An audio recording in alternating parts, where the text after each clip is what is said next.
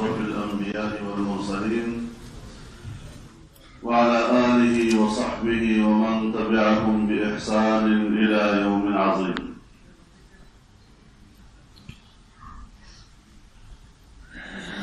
جناب صدر محترم، اسٹیج پر موجود قائدین، میرے نہایت قابل احترام بزرگوں، دوستوں اور بھائیوں، میں انتہائی شکر گزار ہوں سعودی عرب کی ہماری تنظیم جمعیت علماء اسلام کا کہ جنہوں نے اپنی گہری محبت کا اظہار کرتے ہوئے اس تقریب کا اہتمام کیا اور مجھے یہ احساس تھا کہ جمعیت علماء اسلام کی دعوت پر، جمعیت علماء کی 7 سالہ یوم تاسیس پر جو تاریخی اجتماع ہوا تھا اس پر اظہار تشکر ہو سکے اور اپنے دوستوں کا اس حوالے سے حوصلہ افزائی کی جا سکے۔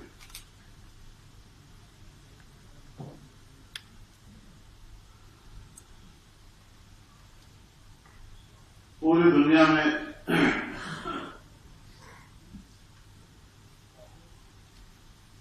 جمعیت علماء کی تنظیمیں موجود ہیں، اس فکر سے وابستہ ہمارے احباب ہر جگہ موجود ہیں۔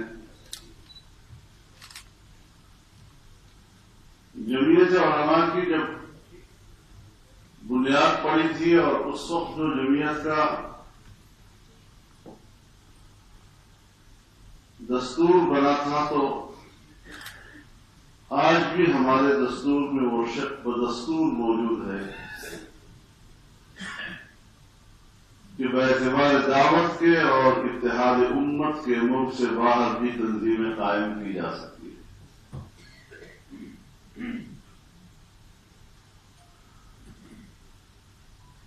اور ظاہر ہے کہ سعودی عرب اور پھر جب ان کی نسبت حرمین شریفین کی طرف ہے تو اس اعتبار سے پوری دنیا کے مسلمانوں کی عقیدت اس سے وابستہ ہے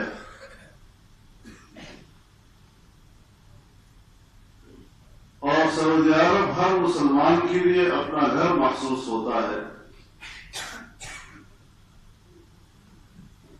ہمارے ساتھی ذاکر جذبی صاحب نے ایک لفظ استعمال کیا، دیار غیر۔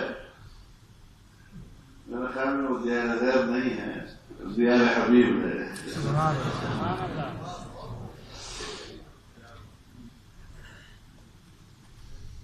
سواء العاكف فيه والبار۔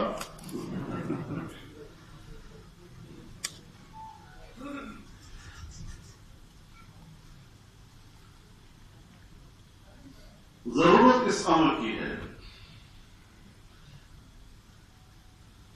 کہ آج جب پوری دنیا سمٹ چکی ہے اور جس کو آج کل ہم ایک گلوبل ولیج کہتے ہیں، جس کو ہم عالمگیریت سے تعبیر کرتے ہیں،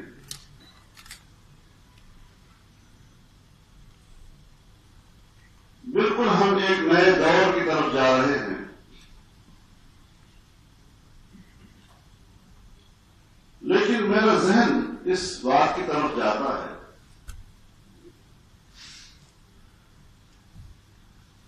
کہ جب ہم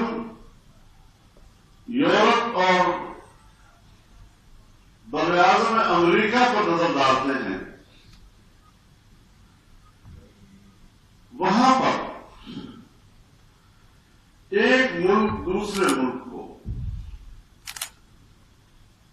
ایک پڑوسی دوسرے پڑوسی کو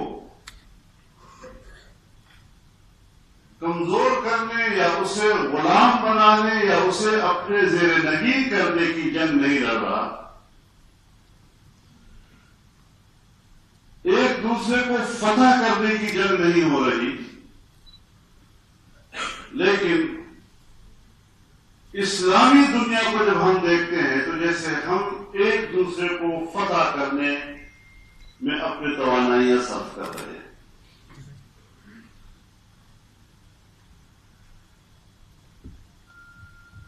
کہیں پر ہم اپنے نظریات اپنے سرحدات سے آگے لے جانے کی کوشش کرتے ہیں، دوسرے ملکوں میں ہم اپنے نظریات مسلط کرنے اور اپنے نظریات کے مطابق انقلابات لانے کی خواہشات پوری کرتے ہیں۔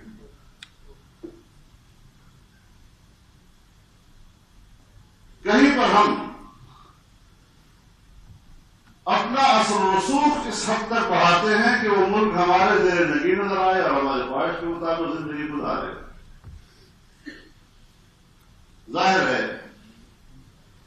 کہ جب اسلامی دنیا کے اندر یہ احساس ہوگا کہ ایک ملک مجھے فتح کرنا چاہتا ہے، دوسرا ملک ایک پڑوسی مجھے فتح کرنا چاہتا ہے، تو پھر کبھی بھی آپ کے ساتھ وہ اعتماد کی دوستی نہیں کرے گا۔ لہذا کب وہ وقت آئے گا جب اسلامی دنیا کے سرحدات بھی محض ایک جغرافیائی علامت بن جائیں، جس طرح کے آج یورپی یونین میں ہے، لیکن آج ہر اسلامی ملک کسی دوسرے اسلامی ملک کے لیے سب سے زیادہ خطرناک تصور کیا جا رہا ہے۔ کہاں گئی ہماری وہ اخوت کہ جناب رسول اللہ صلی اللہ علیہ وسلم تو ہمیں ایک دوسرے کا بھائی بنا رہے ہیں، قرآن کریم تو ہمیں انما المؤمنون اخوہ کے نام سے تعبیر کر رہا ہے۔ جناب رسول اللہ صلی اللہ علیہ وسلم ہمیں المسلم و اخو المسلم کے نام سے پکارتے ہیں۔ وہ تصور آج کہاں چلا گیا ہم سے؟ اور یاد رکھیں، اگر دو دوست ہیں تو جب دونوں صحت مند اور طاقتور ہوں گے تو ایک دوسرے کو سہارا دیں گے اور ایک دوسرے کی مدد کر سکیں گے۔ لیکن اگر ایک چاہتا ہے کہ دوسرا بیمار رہے اور میں طاقتور رہوں، بیمار دوست کبھی دوست کے کام نہیں آ سکتا۔ چنانچہ دونوں بیمار ہوں اور کمزور لاغر ہوں تب بھی ایک دوسرے کے کام نہیں آئیں گے، اور اگر ان میں سے ایک بیمار اور لاغر ہو جائے تب بھی وہ دوسرے دوست کے کام نہیں آ سکتا۔ اسی لیے میں کہتا ہوں کہ اگر پاکستان طاقتور ہے تو افغانستان کو بھی طاقتور رہنا چاہیے۔ اگر ہم اپنے پڑوسی کے ساتھ بہتر تعلقات رکھنا چاہتے ہیں تو ایران کو بھی طاقتور رہنا چاہیے، چین کو بھی طاقتور رہنا چاہیے، تاکہ ہم باہمی طاقت کے ممالک ایک دوسرے کو بہتر طور پر سہارا دے سکیں۔ ہماری توانائی اس بات پہ صرف ہو رہی ہے، آج انڈیا کی توانائی اس بات پہ صرف ہو رہی ہے کہ پاکستان کو کیسے کمزور کیا جائے۔ آج ہماری توانائی اس بات پہ صرف ہو رہی ہے کہ افغانستان کو کیسے کمزور کیا جائے تاکہ وہ ہمارے خواہشات کے مطابق زندگی گزارے۔ اس تصور کے ساتھ ہم کبھی ایک طاقتور امت نہیں بن سکتے، اور یہ جو کچھ ہو رہا ہے مشکل یہ ہوتی ہے کہ ہمارے ملکوں میں میڈیا کے زور پر جو سیاسی ماحول بنا دیا جاتا ہے، اگر آپ اس میں 1000 ایک صحیح اور کام کی بات کریں وہ ہوا میں اڑ جاتا، ایک صدا بسہرا ثابت ہو جاتا۔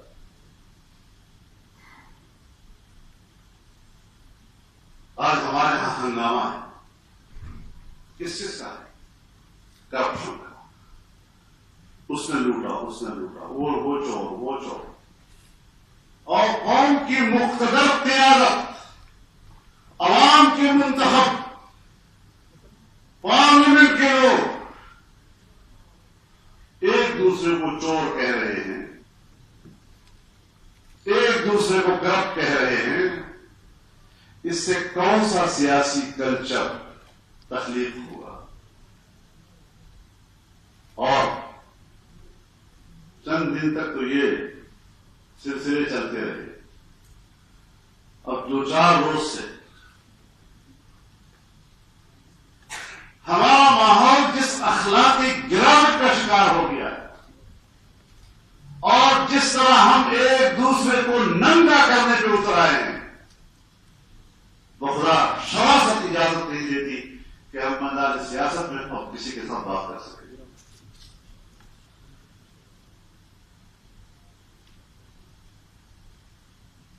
کہیں ہم مالیاتی کرپشن کی باتیں کر رہے ہیں اور کہیں ہم اخلاقیاتی کرپشن کی باتیں کر رہے ہیں. یہ گری ہوئی قوم کا کردار ہے جو اس وقت ہمارا ہے.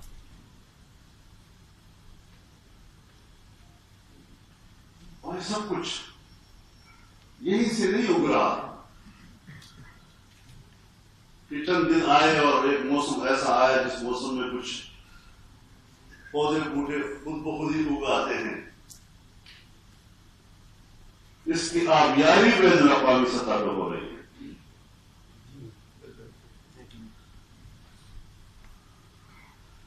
پاناما وہاں براعظم امریکہ میں،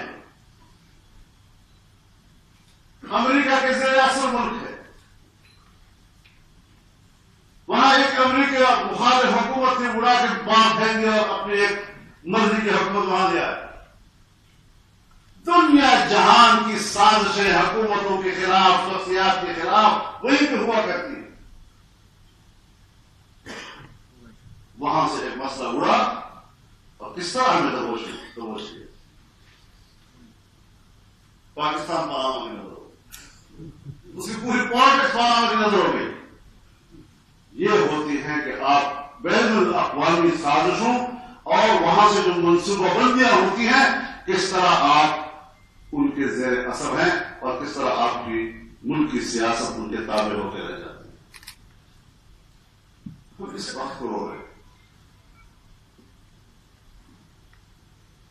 ہمیں کیا ضرورت ہے کہ ہم کرپشن کو سپورٹ کریں؟ ہمارا مزاجی کرپشن کا نہیں ہے الحمدللہ.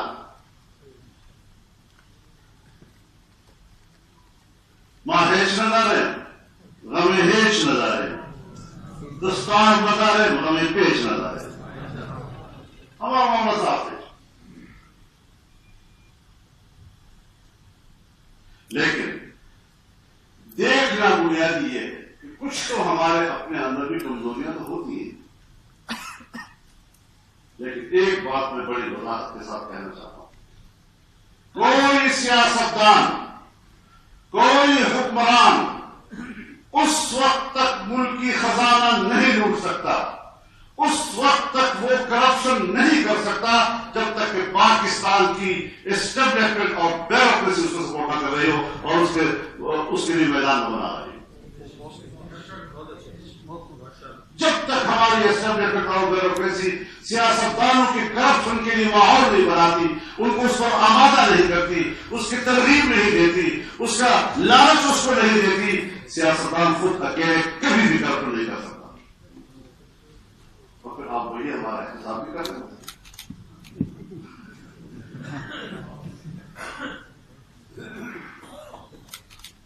جیسے شکار کے لیے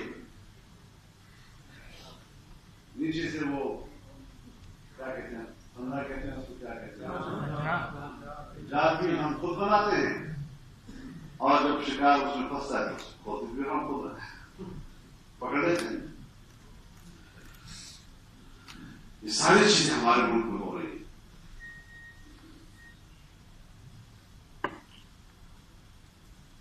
جنرل مشرف کے زمانے میں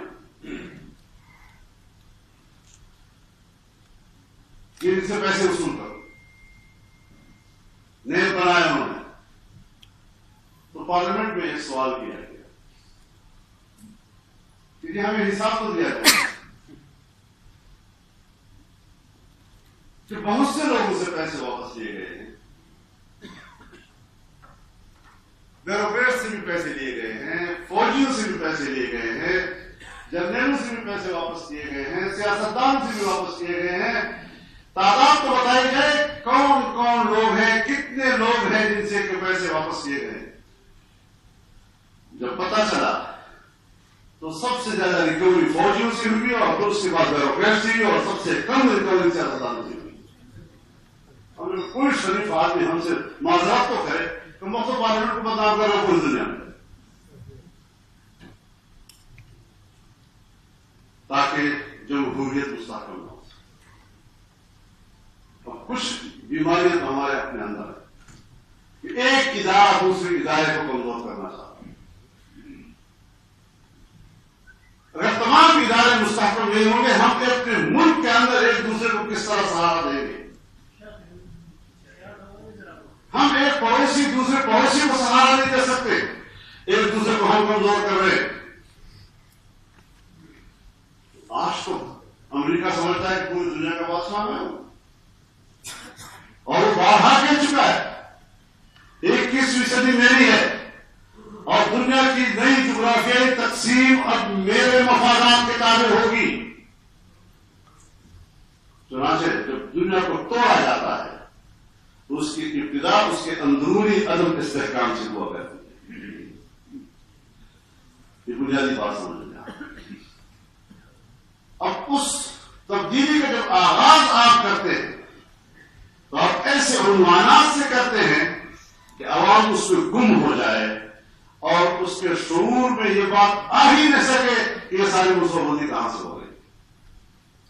ہم سمجھتے ہیں ایک درخواست ہے، عدالت میں چلی گئی ہے، عدالت نے ان کو بلا لیا ہے، کیس پڑ گیا ہے، قانون انصاف کا تقاضا ہے دیا گیا۔ ایسا نہیں ہوتا ہے، اس میں آسان کام نہیں ہے۔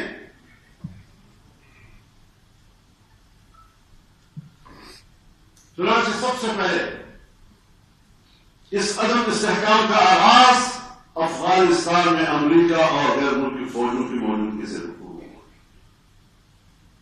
کہ دہشت گردی کے خلاف کیا دہشت گردی؟ چنانچہ افغانستان میں آج بھی غیر ملکی فوجیں موجود ہیں، ان کی نظر پوری ایشیا پہ ہے۔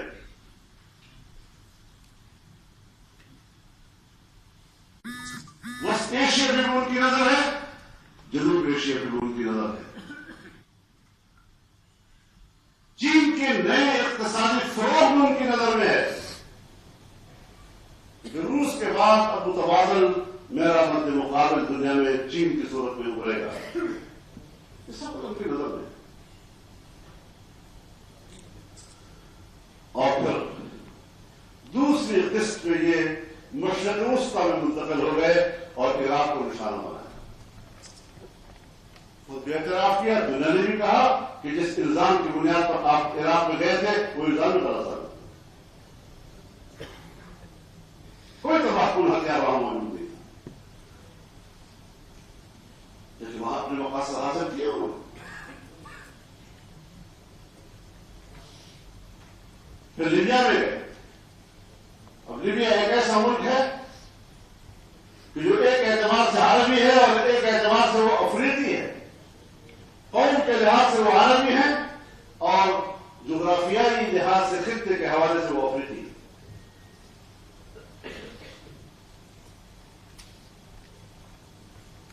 اب شام کی صورتحال، یمن کی صورتحال، سعودی عرب کو جو خطرات درپیش ہیں، کس طرح دنیا کو مجبور کیا جا رہا ہے کہ اب دنیا میں اسرائیل کی بالادستی کو ماننا ہے۔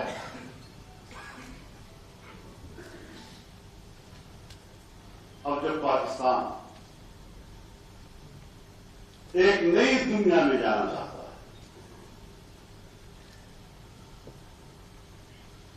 اور چین جو ایک نئے اقتصادی ویژن کے ساتھ متعارف ہو رہا ہے دنیا میں، جب آپ سی پیک منصوبے کی صورت میں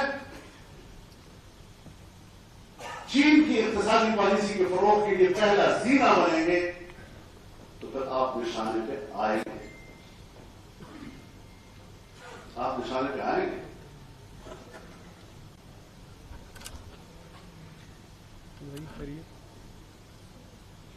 چنانچہ آج ہم نشانے پہ ہیں.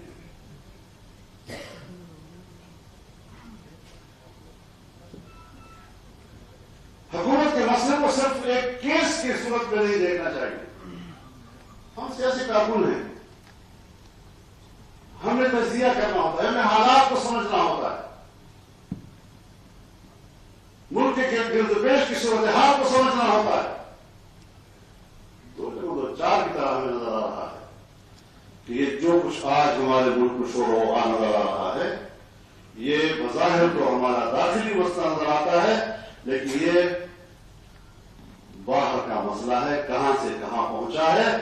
اور اس کا آغاز اس طرح کے سیاسی عدم استحکام سے ہوگا تاکہ آئندہ کے لیے ملک کو خرفشار کا شکار کر کے پاکستان کے ساتھ وہی حشر کیا جائے جو ہم نے افغانستان اور اس کے بعد عراق کے ساتھ کیا تھا. خدا کے لیے قوم اس بات کو سمجھے, اس نزاکت کو سمجھے, مسئلے کی حساسیت کو سمجھے. اور یہ پیغام میں صرف عوام کو نہیں دینا چاہتا, یہ پیغام میں سیاستدانوں کو بھی دینا چاہتا ہوں, میں مقلدہ کو بھی دینا چاہتا ہوں, میں عدلیہ کو بھی دینا چاہتا ہوں, میں ایگزیکٹو کو بھی دینا چاہتا ہوں, اور یہ پیغام میں اسٹیبلشمنٹ کو بھی دینا چاہتا ہوں. ہم سب ہم وطن ہیں, ہم نے مل کر سوچنا ہے, اور کوئی ادارہ یہ مت سوچے کہ میں طاقت کی بنیاد پر دوسرے کو اپنے فیصلے ماننے پر مجبور کر دوں گا. ایسا نہیں ہوگا. جو کس طرح نہیں چلا کرتے, اور باہمی محبت کے ساتھ چلتے ہیں, باہمی اعتماد کے ساتھ چلتے ہیں. مجھے کمزور سمجھ کر اور مغلوب سمجھ کر مجھ کو تابع محض بنانے کی بجائے میرے اعتماد بحال کر کے مجھے اپنے ساتھ چلاؤ. فوج میری فوج ہے, میں اپنے دفاع پہ اعتماد کرتا ہوں, لیکن میں سیاسی کارکن ہوں. میرا لہجہ سیاسی ہوگا,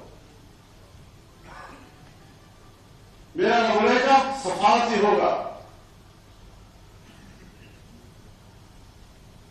انڈیا کے ساتھ تعلقات کا مسئلہ ہو, افغانستان سے تعلقات کا مسئلہ ہو, ایران سے تعلقات کا مسئلہ ہو, سیاسی آدمی ہمیشہ سیاسی لہجے میں بات کرتا ہے.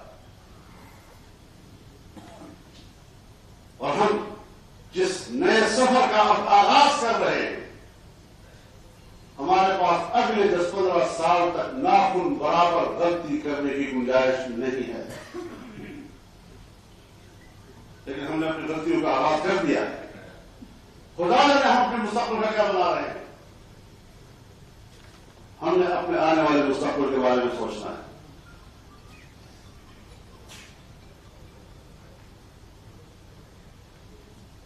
وحدت چاہیے ملک کے اندر, وہ موجود نہیں ہے. باہمی اعتماد موجود نہیں ہے. کیسے اب ہم بحال کریں باہمی اعتماد کو, کیسے اس بحران سے ہم ملک کو نکالیں. جن سیاستدانوں سے آج آپ ناراض ہیں, جس کے بارے میں آپ سوچتے ہیں ان کو ملک کی سیاست کا حصہ نہیں ہونا چاہیے, ان کو تو آپ بھی لائے ہیں,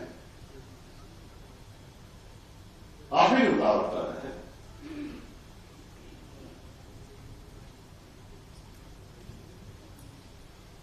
یہ کھیل ختم ہونا چاہیے. صاف ستھری سیاست ملک کے اندر ہونی چاہیے, سنجیدہ سیاست ہونی چاہیے.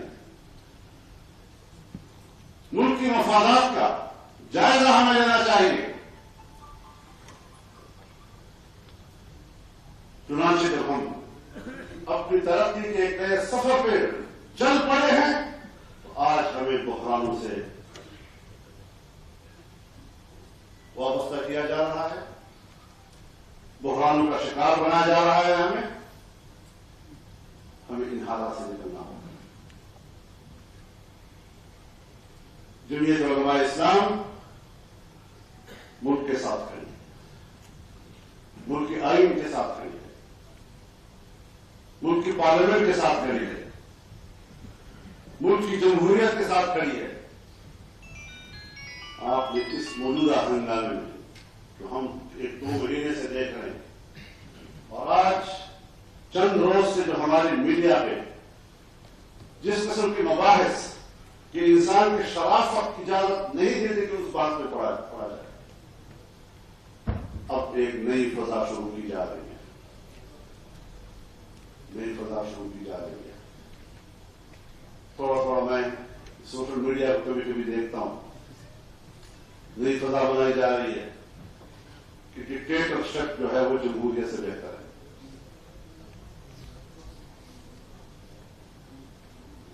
اور کس وجہ سے ہمارے مولوی حضرات اس قسم کی پوسٹ چڑھا رہے ہیں۔ ہر زمانے کے اپنے لوگ ہوتے جو کام آتے رہتے ہیں، اور نئی جنگ شروع کر دی ہے جنرل مشرف نے آج اپنا بیان جاری کرتے ہوئے کہ ڈکٹیٹر نے ہمیں رب کو بچایا ہے اور سیاستدانوں نے بڑا رد کیا ہے۔ اتنی جرات کے ساتھ آج یہ بات کہنا، آپ وہ لوگ ہیں کہ جو ملٹری اور سول تنازعات اور جھگڑے اور باہمی ٹکراؤ اور تصادم کی سیاست کو نہیں ختم ہونے دیتے، آپ اس قوم کو ایک قوم نہیں ہونے دیتے۔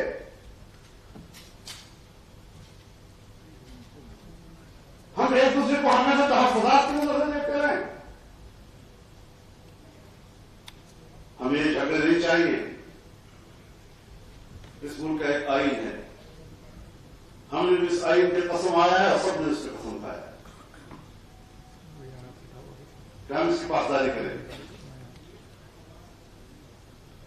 تو پھر جب پاسداری کرنی ہے تو پھر آئین کے مطابق چلے۔ تو ایک وزیر اعظم ہے، ایک دفعہ صدر مملکت نے اس کو گرایا،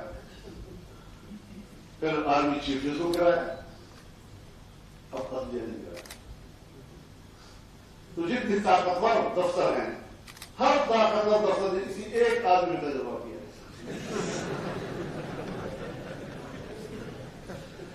اب سب تقریب مکمل ہو گئی۔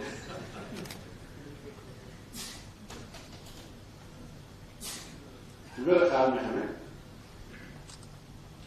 اس بھول چال سے نکلنا ہوگا اور ملک کو ایک صحیح سمت میں دے دیں۔ ہم ایک دوسرے کی عزتوں کے پیچھے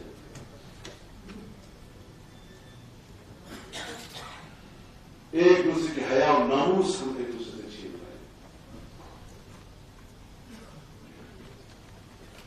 کھوج لگائے ہوئے ہیں، ہماری میڈیا کا تو کام ہی یہی ہے کہ وہ اس بات کا کھوج لگائے کہ کسی کے اندر کوئی برائی تو نہیں ہے کہ وہ اٹھا کے دنیا کے سامنے بیٹھ کر ننگا کر اس کو۔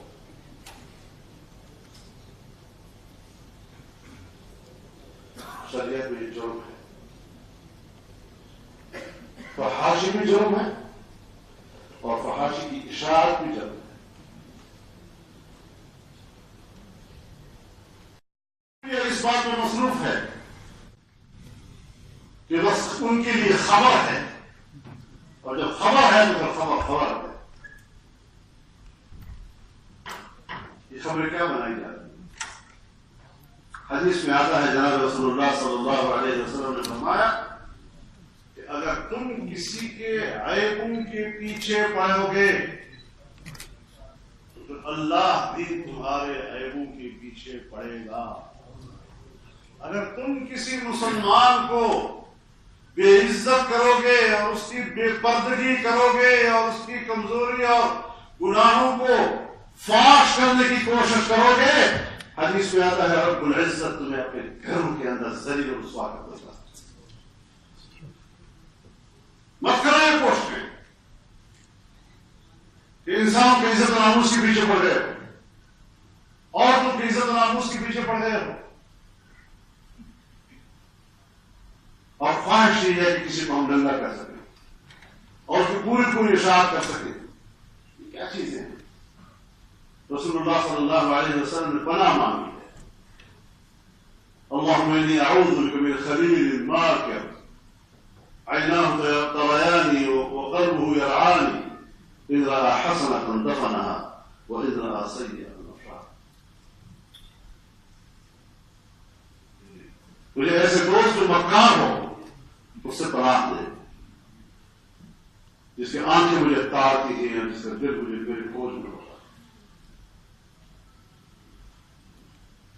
کیا عادت ہوتی ہے کہ میری اچھائی مجھے سے چھپائے، میری کوئی برائی مجھے سے اس کو پوچھا لے. کہاں گئی وہ تعلیمات؟ کیا ہم اپنے ملک کی زندگی کو، اجتماعی زندگی کو اس اخلاقی معیار پر نہیں رکھنا؟ یہاں تک سمجھانا ہے ہم نے کہ اب ہم اگر گلی کوچوں میں ننگے بھی پھرتے رہے تو کوئی اس کو کہے کہ آج نہیں ہے، یہ جدید دور کی روشن خیالی ہے.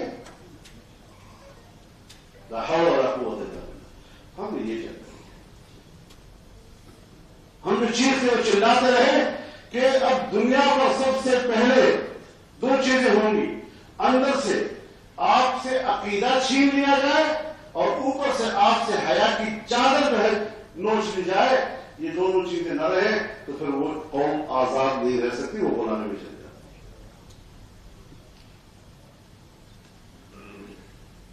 اس کو ہم لبرلزم کہتے ہیں. لبرلزم وہی ہے جس کی بنیاد شریعت کی ہے. شریعت انسان سے محبت سکھاتا ہے. شریعت غیر مسلم کو دوست بناتا ہے. شریعت پیار محبت سے دعوت پہ یقین رکھتا ہے. شریعت کسی کو جبری مسلمان کہنے کے لیے نہیں کہتا. کسی کو جبرن آپ مسلمان بنائیں گے تو یہی جرم ہے. جمعیت علماء نے 7 سالہ کیا اور اسی 7 سالے کو یہی پیغام دیا کہ آؤ اسلام کی روشنی میں انسانی وحدت کی بات کریں، قوموں کی آزادی کی بات کریں. آزادی بنیادی حق ہے. آج اگر ہمارا کشمیر لڑ رہا ہے تو آزادی کے لیے لڑ رہا ہے، اپنے اس حق کے لیے لڑ رہا ہے جو حق اقوام عالم نے، اقوام متحدہ اور سلامتی کونسل میں تسلیم کیا.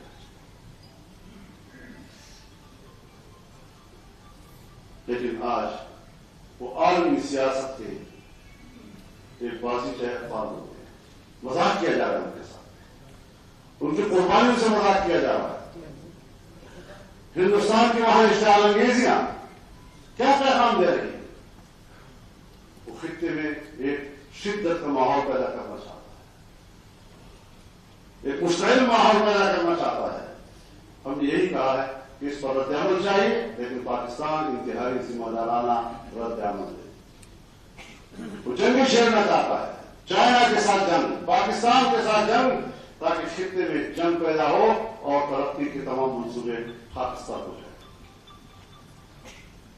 اس لیے ہمیں ایک ذمہ دار قوم کو مظاہرہ کرنا ہو. کشمیریوں کی جدوجہد ایک تحریک ہے.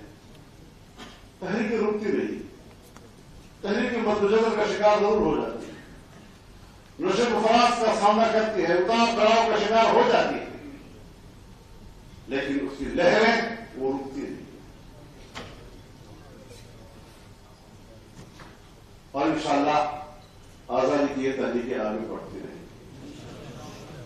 فلسطین کی آزادی کی تحریک بڑھتی رہے.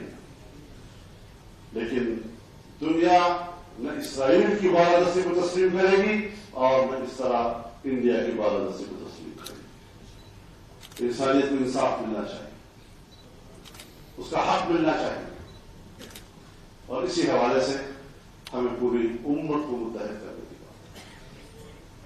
سعودی عرب کے لیے جو ہمارا احترام ہے دنیا جانتی ہے.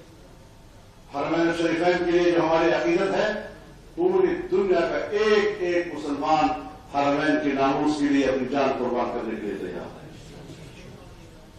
اور ہم نے بار بار سعودی عرب کو کہا ہے کہ اس محاذ پر آپ نہ نہیں، لیکن ہم سب کو احتیاط سے چلنا ہے. باہمی تنازعات کو اہمیت دینے کی بجائے ہمیں باہمی تنازعات کو حل کرنے کی طرف سوچنا چاہیے. تعلقات میں نرمی پیدا کرنی چاہیے، مذاکرات سے مسائل کو حل کرنا چاہیے، داخلی خلفشات سے ہمیں بچنا چاہیے. داخلی عدم استحکام سے ہمیں بچنا چاہیے. اور یہ جو کچھ آج ہم دیکھ رہے ہیں یہ اسی ایک عالمی منصوبے کا حصہ ہے کہ بہت خوبصورتی کے ساتھ کبھی کرپشن کے نام پر کبھی بے حیائی کے نام پر ملک کے اندر آپ نے ایک شورش کو برپا کر دی اور اس شورش کے نتیجے میں عدم استحکام کا آغاز یہاں سے ہو گیا. نتائج کیا ہوں گے؟ کچھ نہیں کہا جا سکتا. دہشت گرد تنظیمیں دنیا میں اب بھی موجود ہیں, ان کو منظم کیا جا رہا ہے. آنے والے حالات میں کیا ہوگا؟ ایک خطرناک تصویر سے بنتی چلی جا رہی ہے. ہم اس سے آگاہ کیا جائے. کیوں چھپا رہے ہیں ان چیزوں کو؟ صرف ایک مدرسے پر دباؤ ڈال دیا, ایک مولوی صاحب کو مدرسے سے پکڑ کر اٹھا لیا اور آپ سمجھتے ہیں کہ ہم دہشت گردی کا مقابلہ کر رہے ہیں. یہ مسئلے کا حل نہیں ہے. ایک مدرسے کو تالا لگانے سے دہشت گردی ختم نہیں ہوتی. جہاں دہشت گردی ہے وہاں جاؤ, جہاں اڈے بنے ہوئے ہیں, مراکز بنے ہوئے ہیں, وہاں جاؤ. جو امن کی درسگاہیں ہیں ان کو خطرناک بنا کر امت کے سامنے پیش کر رہے ہو تاکہ اپنے دین اور دین کے علم اور اس کے اداروں پر عوام الناس سے اعتماد ختم ہو جائے. تو یہ سیاست نہیں چلے گی. یہ بڑی ایک کچرلی ہے ہماری پوری سیاست. ہمیں اپنی پالیسیوں کو سیدھا راستہ دینا ہوگا, صحیح سمت دینا ہوگا. ہم اس حوالے سے مکمل تعاون نہیں کیا. جمعیت علماء میں نے بار بار کہا کہ ہم ملک کے استحکام کے ساتھ ہیں. ہم عدم استحکام کی نیتوں کو جانتے ہیں, ان منصوبوں کو جانتے ہیں, ان کو نظر انداز نہیں کر سکتے. اور جب ہم اس کو نظر انداز نہیں کرتے تو پھر ہمارے اس موقف کا بعض دفعہ مذاق اڑایا جاتا ہے. کچھ اللہ کا خوف, کچھ سمجھو دنیا کو. اللہ تعالیٰ ہمارے اس وطن عزیز کو مستحکم بنائے, طاقتور بنائے, اور پورے امت مسلمہ میں اللہ تعالیٰ ہمیں امن نصیب فرمائے. سعودی عرب کو بھی اللہ تعالیٰ اپنے حفظ و امان میں رکھے. وآخر دعوانا